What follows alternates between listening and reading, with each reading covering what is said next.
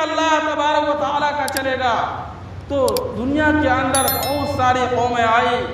اس بعض لوگوں نے اللہ کی مرضی میں اپنے آپ کو گم کر دیا،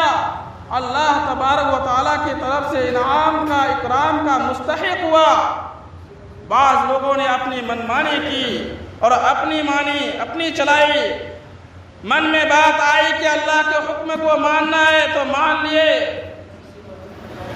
چاہت ہوئی کہ اللہ تبارک و تعالیٰ کے حکم کو نہیں ماننا ہے، منمانی کر لیے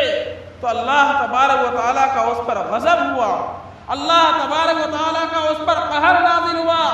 اللہ تبارک و تعالیٰ نے ان قوم کو ملیا میٹ کر دیا، صفحہ ہستی سے مٹا دیا۔ میرے محترم بزرگوں اور عزیز ساتھیوں، سب سے پہلے کٹ حجتی جو کی ہے شیطان نے کی تھی،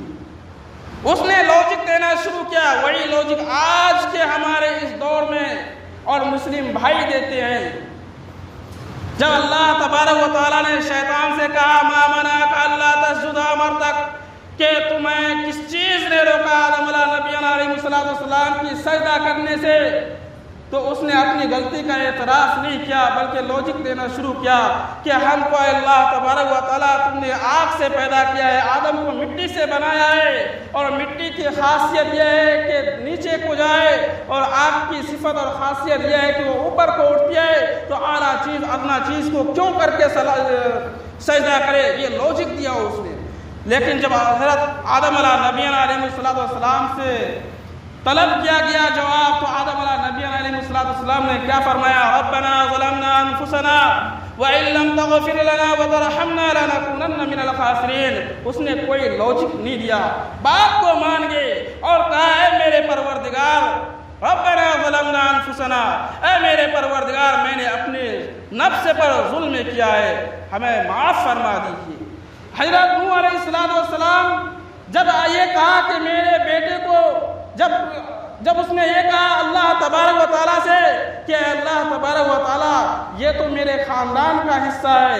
یہ میری جو فیملی کا حصہ ہے، میں اس کو اپنی کشتی میں سوار کرنا چاہتا ہوں، تو اللہ تبارک و تعالیٰ نے فرمایا کہ عمل غیر صالح، کہ ان کا عمل اچھا نہیں ہے، یہ کافروں میں سے ہے۔ جب انہوں نے پھر دعائیں کی تو اللہ تبارک و تعالیٰ نے کہا کہ جاہلوں جیسی باتیں مت کرو، نبی سے خطاب کر کے فرمایا، نوح علیہ السلام سے کہا کہ جاہلوں جیسی باتیں مت کرو۔ جب نبی کا یہ حال ہے، جب محمد صلی اللہ علیہ وسلم کو خطاب ہو رہا ہے، جب قوم سمود کو خطاب ہو رہا ہے، یہ قوم سمود نے کیسی نافرمانیاں کی ہیں، ان کو اللہ تبارک و تعالیٰ نے نہایت لحیم شہیم بنایا تھا۔ اللہ تبارک و تعالیٰ نے قرآن پاک میں فرمایا من اشد قوہ، کہ اللہ تبارک و تعالیٰ نے ان کو شدید طاقت عطا کی تھی۔ کیسی طاقت؟ اللہ تبارک و تعالیٰ خود جو ہے قرآن پاک میں فرماتے ہیں لم یخلق مثلها فی البلاد، کہ ہم نے لم یخلق مثلها فی البلاد،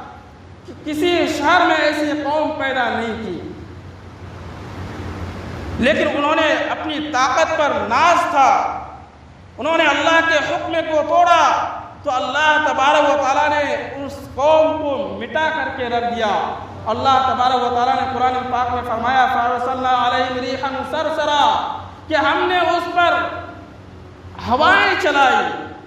وہ ہوا جو مسلمانوں کے لیے خوشگوار تھی، لیکن ان کے لیے وہی ہوا جو ہے مہلک ثابت ہوا، اور وہ زمین پر ایسے بکھرے پڑے، اللہ تبارک و تعالیٰ نے فرمایا کأنہم اعجاز نخل خاویہ، کہ وہ زمین پر ایسے بکھر گئے جیسے کھجور کے تنے زمین پر بکھرے پڑے ہوں۔ میرے محترم بزرگوں، اس قوم نے اللہ کی نافرمانی کی تھی۔ حضرت لوط علیہ السلام کی قوم نے فطرت کے خلاف کام کرنا شروع کیا، اللہ تبارک و تعالیٰ نے اس پر عذاب کو نازل فرمایا۔ فَأَمْطَرْنَا عَلَيْهَا عَالِيَهَا سَافِلَهَا وَأَمْطَرْنَا عَلَيْهَا حِجَارَةً مِّن سِجِّيلٍ، کہ اللہ تبارک و تعالیٰ نے اس کے آسمان سے پتھر برسائے اور اس زمین کو اٹھا کر کے پلٹ دیا گیا۔ تاریخ کی کتابوں میں لکھا ہے کہ آج بھی جو ہے وہاں سمندر بنا ہوا ہے، آج بھی اس سمندر کا پانی کھارا ہے۔ اللہ تبارک و تعالی ہم سب کو اپنی اطاعت کرنے کی توفیق عطا فرمائے، روگردانی سے ہماری حفاظت عطا فرمائے، اللہ کے حکم کو ماننے والا بنائے۔ آمین وآخر دعوانا الحمدللہ۔